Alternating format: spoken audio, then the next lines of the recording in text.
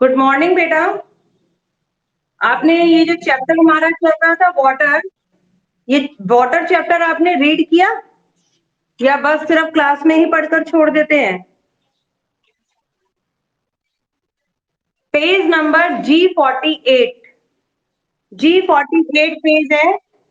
Factor effects of ocean currents. ठीक है, इसे आप ऑन कर लीजिए और देखिए। कल हमने बात की थी, ये जो वही टॉपिक चल रहा है ओशन करंट की, हमने बात की थी कि ओशन करंट्स जो है वो कितने टाइप के होते हैं, बताना बेटा।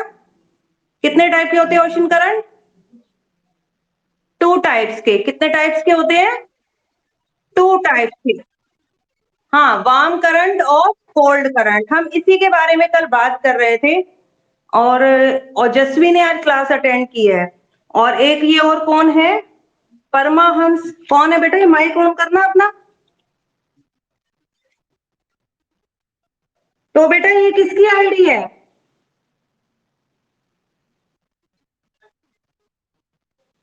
अच्छा अच्छा, ये ओजस्वी। ठीक है। ये हिरण्यशु, ये नया बच्चा है।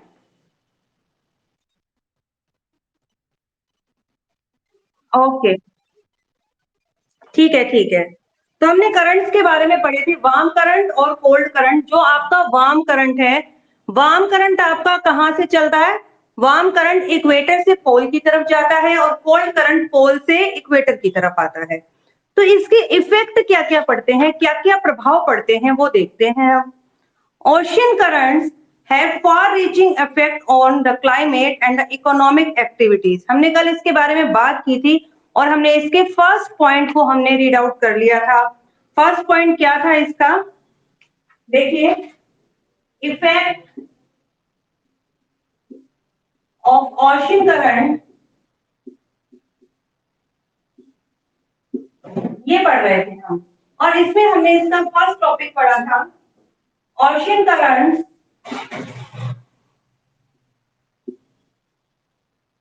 Influence influence the temperature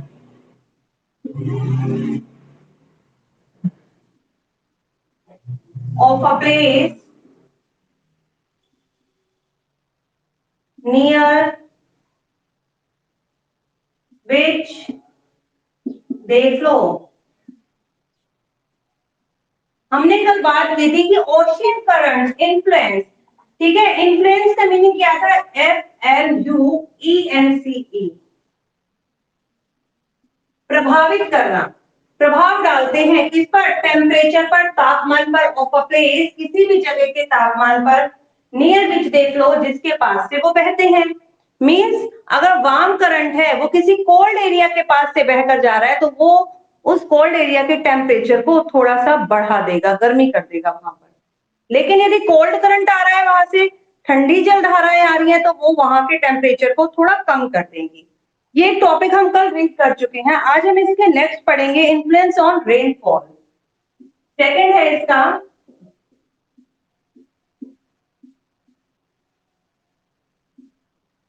influence on rainfall.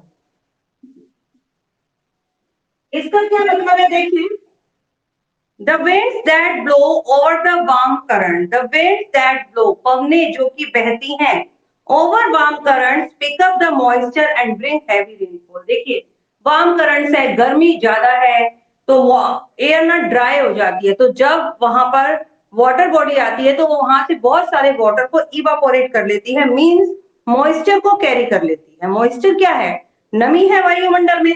तो जब वार्म करंट चलते हैं तो वो वाटर बॉडी से बहुत सारे मॉइस्चर को कैरी करते हैं एंड ब्रिंग हैवी रेनफॉल, और बहुत ज्यादा भारी वर्षा करते हैं to the coastal areas. Coastal area होते हैं समुद्र के किनारे किनारे के जो प्रदेश है, तटीय प्रदेश कहते हैं इनको। Eastern USA and the west coast of Europe. कह रहे हैं ईस्टर्न यूएसए, यूएसए का जो पूर्वी भाग है, and the west coast of Europe, और यूरोप का जो पश्चिमी तट है, रिसीव हैवी रेनफॉल, वो भारी वर्षा को प्राप्त करता है। ड्यू टू दिस रीजन, इसी रीजन के कारण, क्योंकि यहाँ के करंट्स वार्म है, जिस कारण वो बहुत सारे मॉइस्चर को पिक करते हैं और हैवी रेनफॉल कर देते हैं। Wind that that blow over the cold current do not pick up any moisture. लेकिन जहां से पवनें बहती हैं कैसी, ऐसी पवनें, wind that blow over the cold current, जो वो कोल्ड करंट के साथ जो पवनें बह रही हैं, अब कोल्ड है, अब वो कोल्ड है तो मीन्स उसमें पहले से इतनी नमी है और नमी को एब्जॉर्ब नहीं करेगा, वो मॉइस्चर को एब्जॉर्ब नहीं करती हैं, नॉट पिकअप एनी मॉइस्चर, वो थोड़े से भी मॉइस्चर को और पिकअप नहीं करती, हैंस कूल एंड ड्राई, इसीलिए ठंडी और शुष्क रहती हैं, बारिश नहीं करती हैं। दिस ब्रिंग्स स्कैनिटी और नो रेनफॉल, ये या तो बहुत कम बारिश करती है या बारिश करती ही नहीं है। It is due to this reason, इसी रीजन के कारण, that deserts are formed on the western coast, इसी रीजन के कारण जो है डेजर्ट्स होते हैं रेगिस्तान, रेगिस्तान बनते हैं ऑन द वेस्टर्न कोस्ट, पश्चिमी तट पर, and continent along the which called cold current warm, वो कंटिनेंट के पश्चिमी तट पर कोल्ड करंट बहते हैं तो वहां पर बारिश नहीं होती है, बारिश नहीं होती, बारिश की कमी होगी तो वहां पर डेजर्ट बन जाएंगे। द आटाकामा डेजर्ट, डेजर्ट का नाम है आटाकामा, बेटा ये साउथ अमेरिका के अंदर है। The Atacama desert have been form, जो आटाकामा डेजर्ट बना, have been form due to the cold Peru current, वो भी कोल्ड करंट के कारण बना, क्योंकि वहां से कोल्ड करंट बहता है, वो किसी भी मॉइस्चर को पिक नहीं करता तो वहां पर बारिश की कमी है, ठीक है। तो ये जो कोल्ड पेरू करंट है, that flow along the south west coast of South America, ये साउथ वेस्ट यानी कि दक्षिणी और पश्चिमी तट पर बहता है साउथ अमेरिका की, तो इस क्षेत्र के अंदर बारिश की कमी रह जाती है, जिसके कारण वहां पर क्या है, डेजर्ट बन गया, उस डेजर्ट का नाम क्या है, आटाकामा, ठीक है। नेक्स्ट है फिशिंग ग्राउंड, फिशिंग ग्राउंड का मीनिंग क्या है, फिश मतलब क्या होता है बताएंगे आप, फिश मतलब, फिश क्या होती है, यस फिश कहते हैं बेटा हम मछली को। फिशिंग ग्राउंड, अब फिशिंग ग्राउंड क्या होता है बेटा, कभी कभी क्या होता है, एक तरफ से तो कोल्ड करंट आ रहा है, ठीक है, और दूसरी तरफ से वार्म करंट आ रहा है, जब कोल्ड और वार्म करंट आपस में मिलते हैं, समझ रहे हैं, एक तरफ से तो ये आपका वार्म करंट आ रहा है और इधर से कोल्ड करंट आ रहा है, अब कोल्ड और वार्म करंट जिस प्लेस पर मिल गए बेटा वहां पर प्लैंकटन डेवलप होते हैं, वो क्या होता है, पल्लवक होते हैं, मींस एक ऐसा भोजन वहां पर, एक ऐसे पौधे छोटे छोटे भोजन के रूप में उत्पन्न हो जाते हैं जिन्हें की फिश खाती हैं। उन उन पल्लवक के कारण बहुत सारे फिश अट्रैक्ट होती है इस एरिया में आने के लिए, क्योंकि उन्हें यहाँ पर भोजन मिलता है, ठीक है। देखिए इसी के बारे में पढ़ते हैं हम। When a cold current meets a warm current, जब एक ठंडा करंट वार्म करंट से मिलता है, it is a ideal for the growth of plankton, तो वो प्लैंकटन यानी कि पल्लवक की ग्रोथ के लिए बहुत ही इंपॉर्टेंट होता है, which are the food for the fish, जो कि मछलियों का भोजन है, ठीक है, ये प्लैंकटन क्या है, मछलियों का भोजन है।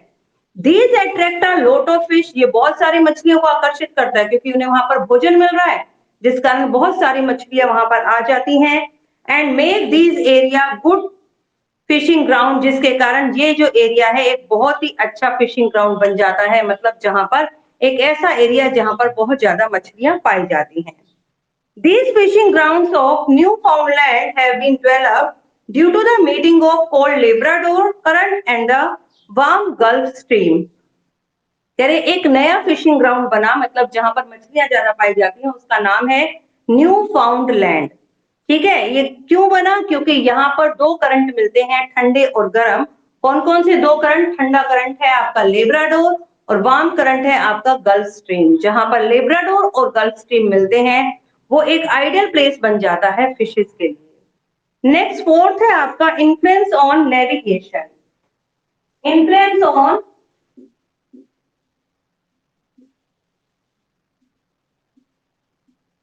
नेविगेशन, नेविगेशन मतलब नौ संचालन, समुद्र में जो जहाज वगैरह चलते हैं, ठीक है, उस पर भी प्रभाव डालता है। Ship prefer to move along the direction of the current as they help them gain speed which is turn save the time and fuel. कह रहे जितने भी शिप्स ओशन के अंदर, महासागर के अंदर मूव करते हैं, वो क्या प्रेफर करते हैं कि वो किस डायरेक्शन में चले, विंड की डायरेक्शन में, जिस डायरेक्शन में पवन चल रही है उसी डायरेक्शन में वो जाना पसंद करते हैं। क्यों, जिस तरफ हवा चलेगी जहाज भी तेजी से चलेगा, जैसे हम लोग साइकिल चलाते हैं, जिस दिशा में हवा चल रही है यदि हम उसी दिशा में साइकिल को चलाते हैं तो हमारी साइकिल जल्दी जल्दी चलती है। लेकिन अगर हम हवा के अपोजिट डायरेक्शन में जाते हैं तो हमें साइकिल चलाने के लिए बहुत जोर लगाना पड़ता है। सेम वैसे ही यदि कि हम हवा के डायरेक्शन में ही जा रहे हैं तो हम स्मूथली चलते चले जाएंगे, लेकिन हम हवा इधर चल रही है और हम इधर जाना चाहते हैं तो आप देखते हैं हमारे क्लॉथ भी पीछे की तरफ उड़ते हैं और ऐसी जगह में हमें आगे बढ़ने में थोड़ी कठिनाई होती है। तो शिप हमेशा प्रेफर करते हैं कि वो विंड की डायरेक्शन की तरफ ही मूव करें। इससे क्या होगा, गेन स्पीड, उनकी स्पीड भी बढ़ती है and in turn save the time and fuel, और उनका टाइम भी बचत होती है क्योंकि उनकी शिप की स्पीड भी तेज हो जाती है एंड फ्यूल, और उनका फ्यूल और उनका ईंधन भी कम लगता है। ठीक है, warm currents melt ice in the cold reason. अब जब वार्म करंट पहुंचा कोल्ड रीजन पे, देखो ठंडी और गर्म, जो गर्म जलधाराएं होंगी बर्फ को, पानी को, गर्म जलधाराएं क्या करेंगी, बर्फ को पिघलाएंगी, लेकिन ठंडी जलधाराएं होंगी वो पानी को जमाने की कोशिश करेंगी। तो वार्म करंट्स, जब वार्म करंट्स पहुंचा ठंडी जगह पर, melt the cold current meet, जब वार्म करंट और कोल्ड करंट मिले, ऐसे एरिया में क्या होता है, warm currents melt ice in the cold region. Warm current जब कोल्ड रीजन में पहुंचता है तो वहां पर बर्फ जो है वो मेल्ट होनी स्टार्ट हो जाती है and keep the ports ice free, और जो वो पोर्ट्स हैं, जो बंदरगाह है जहां पर जहाज चलते हैं, वो आइस फ्री मतलब बर्फ फ्री हो जाता है, वहां पर बर्फ नहीं रहती। जो पोर्ट, बिल्कुल पोर्ट क्या होता है, ऐसी जगह जहां से शिप के ऊपर सामान उतारा जाता है और सामान चढ़ाया जाता है, उसे हम पोर्ट कहते हैं, बंदरगाह कहते हैं।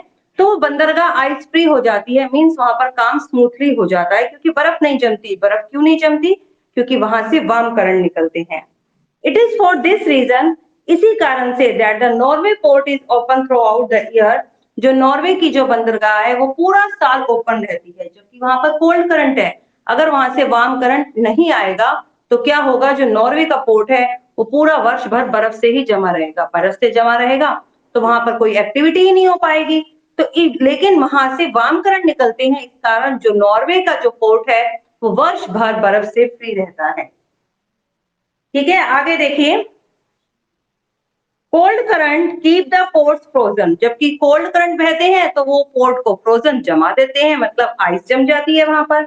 The Labrador coast remain frozen throughout the year, जो लेब्राडोर कोस्ट है, जहां से लेब्राडोर एक ठंडा करंट है, तो लेब्राडोर जहां से बहता है उसका जो कोस्ट है, उसका जो तट है, through out frozen the year, वो पूरा का पूरा साल जमा ही रहता है, वहां पर हमेशा बर्फ ही रहती है। ऋषभ माइक बंद करो, वहां पर हमेशा बर्फ ही जमी रहती है। When warm and cold current meet, जब वार्म और कोल्ड करंट मिलते हैं, एक तो मछलियां वहां पर होती हैं, दूसरा क्या होता है, थिक फोग इज फॉर्म्ड, वहां पर कोहरा हो जाता है। सर्दियों में देखते हैं ना, फोग हो जाती है, कोहरा हो जाता है। ऐसे ही जब वार्म और कोल्ड करंट मिलते हैं वहां पर भी फोग बन जाती है, विच इज हैवी डेंजरस, जो कि बहुत ही खतरनाक होती है फॉर द शिप्स, जहाजों के लिए, क्योंकि जहाजों को समुद्र में आगे रास्ता दिखाई नहीं देता। As it reduce it visibility, visibility मतलब उनकी जो देखने की क्षमता है कि आगे क्या है, वो कम हो जाती है।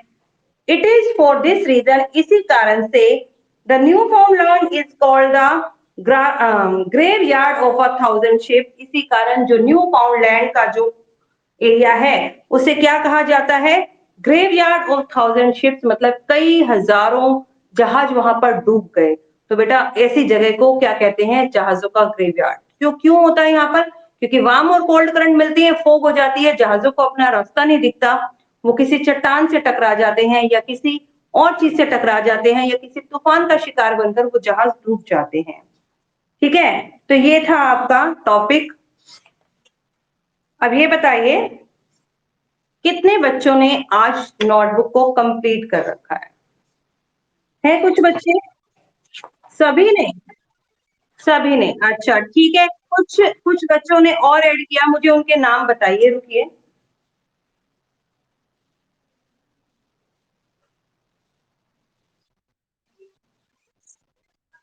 हाँ, छवि, मनीषा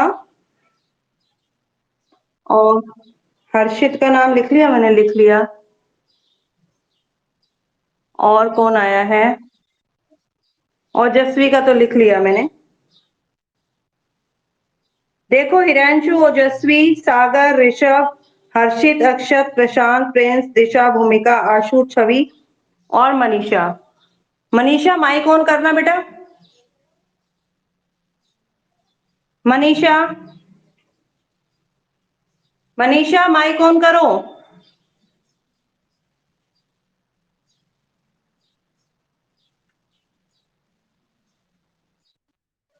मनीषा को सुना ही नहीं दे रहा है।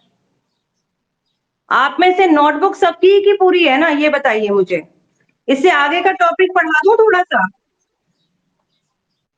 चलिए, इसके नेक्स्ट टॉपिक है आपका टाइड्स। टाइड्स के बारे में जानता है कोई कि टाइड क्या होते हैं? टाइड क्या होते हैं? देखो, समुद्र के पानी का, महासागरों के पानी का अल्टरनेटली एक के बाद एक ऊपर उठना और नीचे गिरना, उसे तो हम वेव्स भी कह रहे थे। लेकिन जब ये सन और मून की ग्रेविटेशनल पावर के कारण होता है ट्वाइस इन अ डे, दिन में 2 बार, the rhythmic rise and fall of water. Rhythmic एक लय से समुद्र का पानी ऊपर उठता है नीचे गिरता है, ऊपर उठता है नीचे गिरता है। कितनी बार? दिन में 2 बार, ट्वाइस इन अ डे। तो उसे हम टाइड कहते हैं। टाइड का मतलब होता है ज्वार भाटा। इसे हिंदी में हम ज्वार भाटा कहते हैं। समुद्र सूर्य और चंद्रमा की गुरुत्वाकर्षण शक्ति के कारण समुद्र का पानी ऊपर की तरफ उठता है। सन की ग्रेविटेशनल पावर के कारण वो महासागरों के पानी को अपनी तरफ खींचता है और मून अपनी तरफ खींचता है। और अर्थ के अंदर भी ग्रेविटेशनल पावर है, वो वाटर को अपने पास बनाए रखना चाहती है। तो इसी ग्रेविटेशनल पावर के कारण ऊंचे ऊंचे टाइड उठते हैं। ठीक है, जब ऊंचा टाइड उठता है, इंग्लिश में तो हमने बोल दिया डायरेक्ट टाइड, लेकिन हिंदी में इसका क्या मीनिंग हुआ? टाइड का मतलब हुआ जब ऊंचा ज्वार उठा, वो तो हो गया टाइड। ठीक है, पानी ऊंचा उठा मीन ज्वार। और जब पानी वापस नीचे आ गया, उसे बोला जाता है भाटा। मतलब ज्वार उठा तो उसने पानी बहुत ऊंचा उठा और उसने समुद्र के थोड़े से एरिया को या काफी एरिया को उसने पानी में डुबोया और वापस आ गया। और जब पानी वापस आया तो उसको हमने बोला भाटा। और जब वो वापस आता है तो महासागरों के अंदर बहुत सारे ऐसे पदार्थ होते हैं जो पानी के साथ उछलकर, टाइड के साथ उछलकर समुद्र के तट तक आते हैं। लेकिन जब पानी वापस जाता है तो वो जो पदार्थ हैं, वो जो ऑब्जेक्ट्स हैं, वो वही समुद्र के किनारे जो बीच है, रेत है, उसमें ही जमा हो जाते हैं। इसी कारण आपने देखा होगा समुद्र के किनारे पर हमें कई बार शंख, बहुत सारे मोती, कई चीजें मिलती हैं हमें। बोलो बेटा, क्या कह रहे हो? किसे? क्या लिखोगे बेटा? क्या लिखने वाले हो? ये बुक में दे रखा है? ये देखो, आपने अभी देखा नहीं है क्या? ये दे रखे थे बुक में 4 पॉइंट। ठीक है, चलिए अब हम टाइड के बारे में बात करते हैं कि टाइड क्या है। देखिए,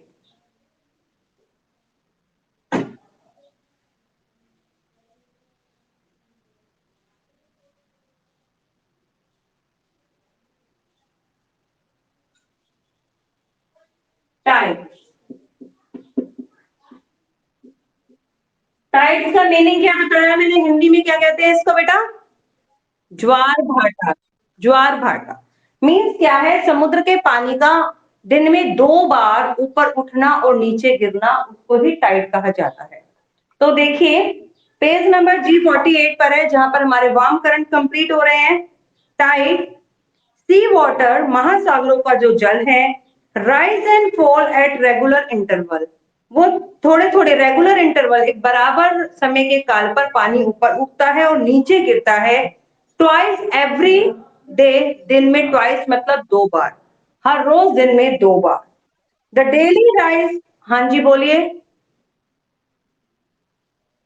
the daily rise and fall of water in the sea, कह रही जो डेली पानी राइज ऊपर उठता है एंड फॉल नीचे गिरता है सागरों में, एट रेगुलर इंटरवल, एक निश्चित निश्चित समय के गैप पर, इज कॉल्ड टाइड, इसे ही हम टाइड कहते हैं।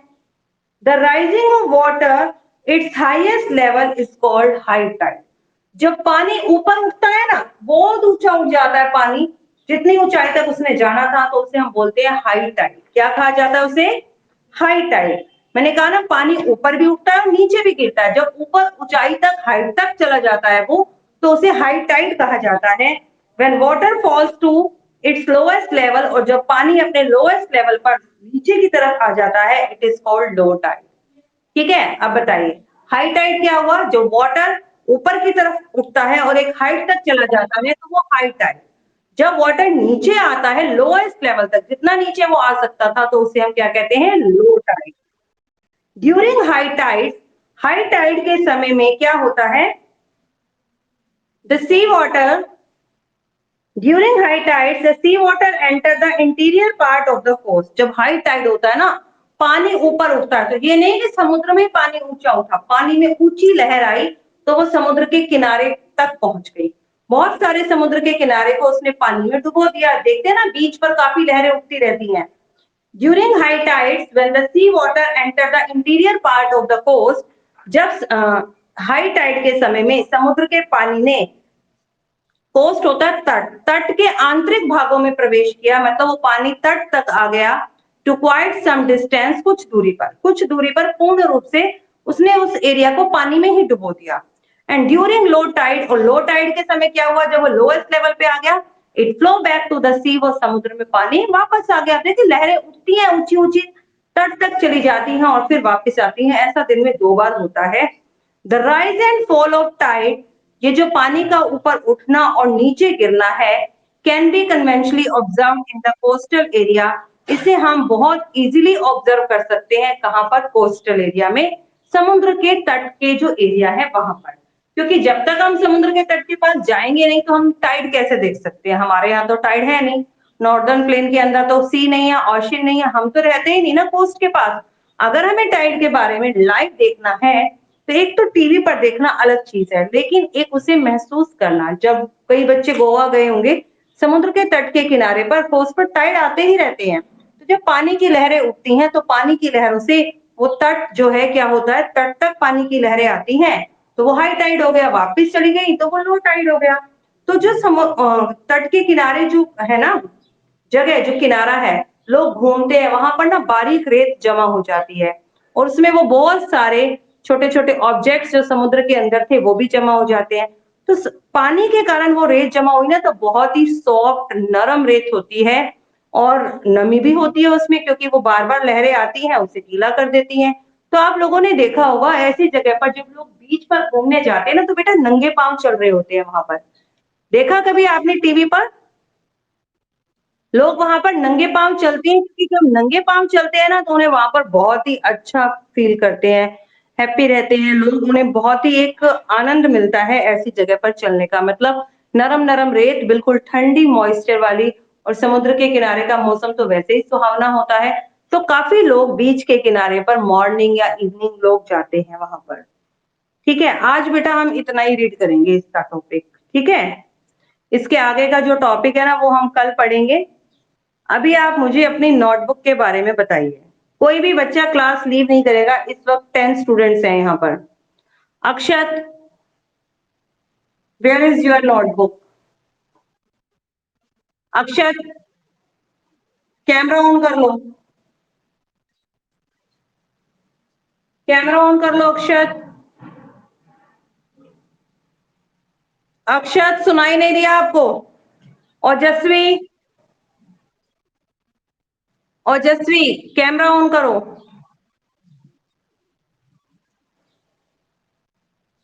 नोटबुक कंप्लीट है ओजस्वी? डेली क्लास ज्वाइन क्यों नहीं करते?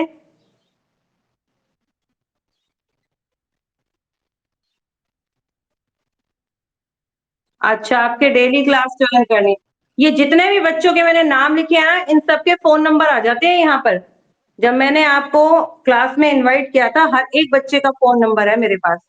डेली क्लास ज्वाइन करनी है, कोई भी बच्चा क्लास को छोड़ेगा नहीं। आपकी अटेंडेंस शो करती है यहाँ पर कि कितने बच्चे क्लास को अटेंड कर रहे हैं।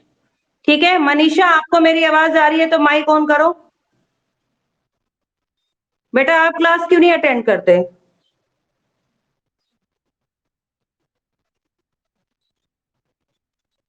आप तनीषा है, और भी है, वो क्या नाम है उसका, नुपुर। ये बीच में इससे पहले की क्लास में थी ये?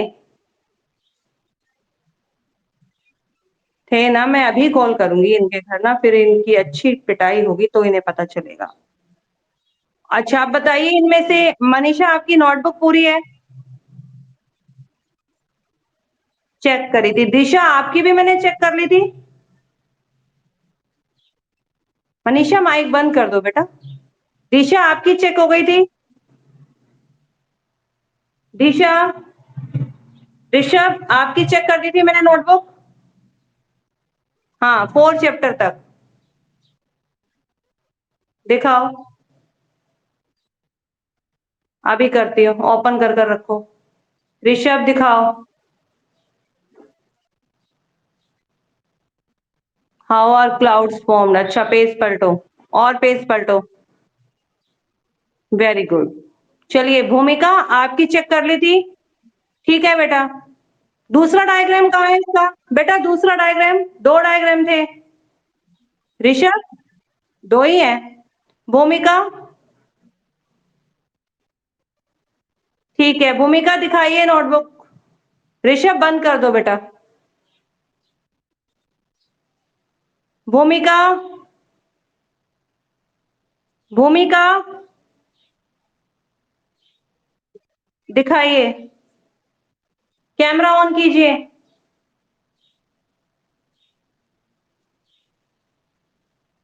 एनवायरमेंट, ये तो फर्स्ट चैप्टर है। चलिए पेज पलटिए। चैप्टर नंबर 2 निकालिए, आगे करिए। यस, नेक्स्ट निकालिए चैप्टर नंबर 3। चैप्टर नंबर 3 के कितने क्वेश्चंस कर रखे हैं? भूमिका कितने हैं? ठीक है, चैप्टर नंबर 4 निकालिए। यस, इसके टोटल कितने हैं देखिए, बैक में जाइए, लास्ट के दो डायग्राम दिखाओ मुझे। दिखाओ बेटे। डायग्राम्स नहीं बने ना आपके? आज कंप्लीट हो जाना चाहिए। आज पूरा करो इसे।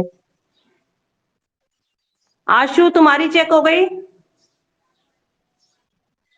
चैप्टर नंबर एक भी चैप्टर चेक नहीं किया आशु मैंने तुम्हारा?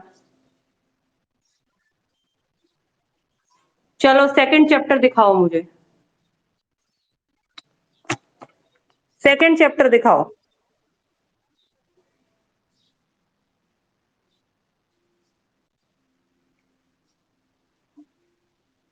ओपन करो।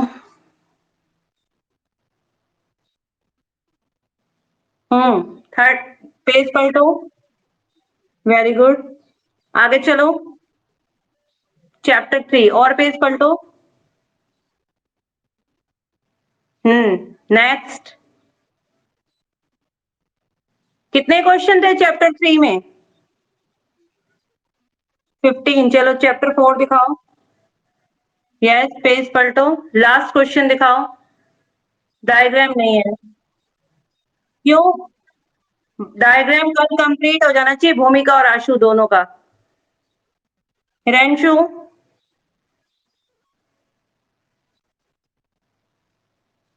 बेटा माइक और कैमरा दोनों ऑन कर ले।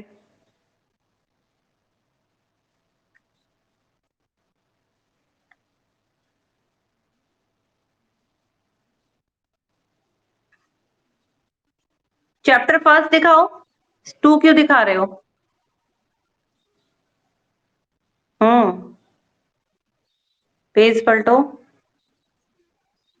यस। हम्म चलो, वेरी गुड। चलिए। हम्म ठीक है। Chapter 2, very good. आगे दिखाओ।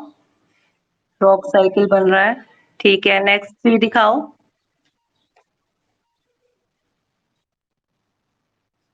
हम्म ठीक है।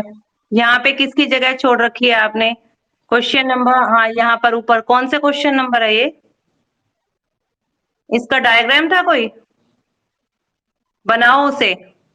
पेज पलटो। आगे दिखाओ। चलो आगे। यस। चैप्टर 4 क्यों नहीं है?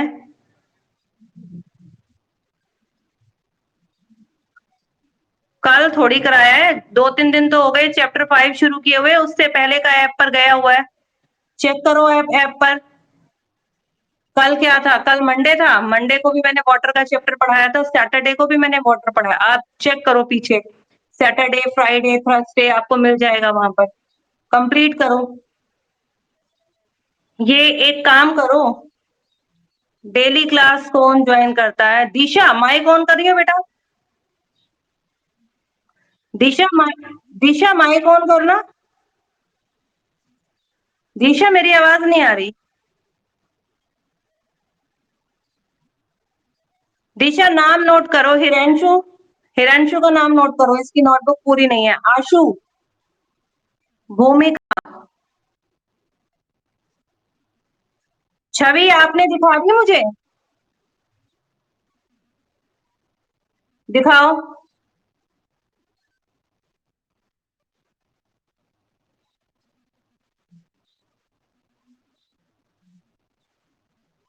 पेज पलटो। Very good. हम्म हम्म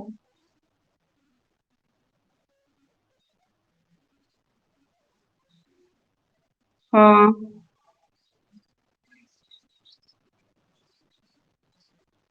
बेटा क्लियर नजर नहीं आ रहा है। ये कौन से चैप्टर पे कौन सा क्वेश्चन लिखा है? ये लास्ट वाला क्वेश्चन कौन सा है ये? ठीक है, पेज पलटो। चैप्टर 4 कंप्लीट है। डायग्राम दिखाओ पीछे। ओके। ओजस्वी, दिखाओ बेटा नोटबुक।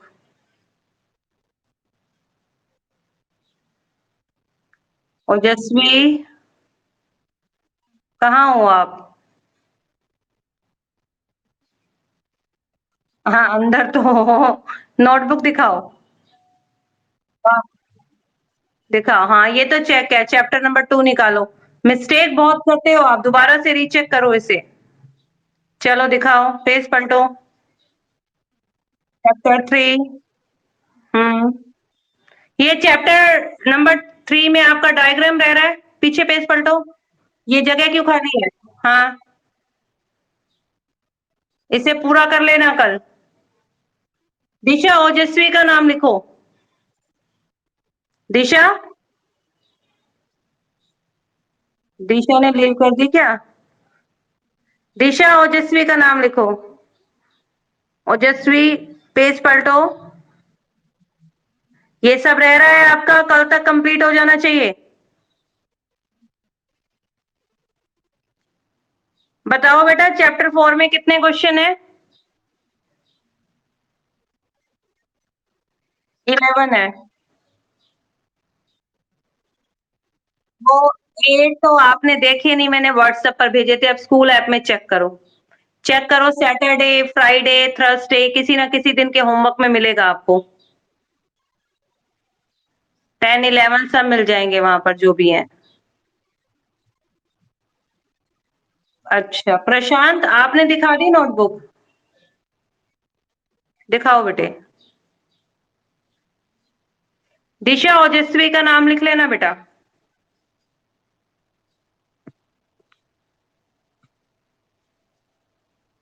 दिखाओ बेटा, मुझे तो सिर्फ फैन दिख रहा है अभी। चैप्टर फर्स्ट चेक है प्रशांत आपका? चलो आगे पलटो। हम्म हम्म ये पेज खाली क्यों था? क्यों? क्या लिखोगे यहाँ पर? ऐसे ही छोड़ दिया?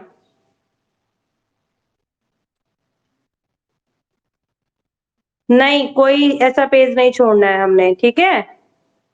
चलो लास्ट कुछ दिखाओ, इसमें टोटल कितने हैं प्रशांत? बाकी बच्चे लीव कर दो। हाँ दिखाओ। दिशा, इसका भी नाम लिख लो बेटा, प्रशांत का भी। कल चेक करूंगी सभी की, अभी लीव कर दो क्लास, चलो लीव करो, टाइम हो गया बेटा, लीव करो।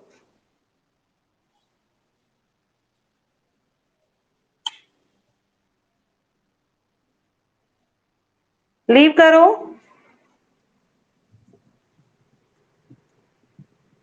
और जस्ट छवि, दिशा लीव कर दो बेटा। ऋषभ,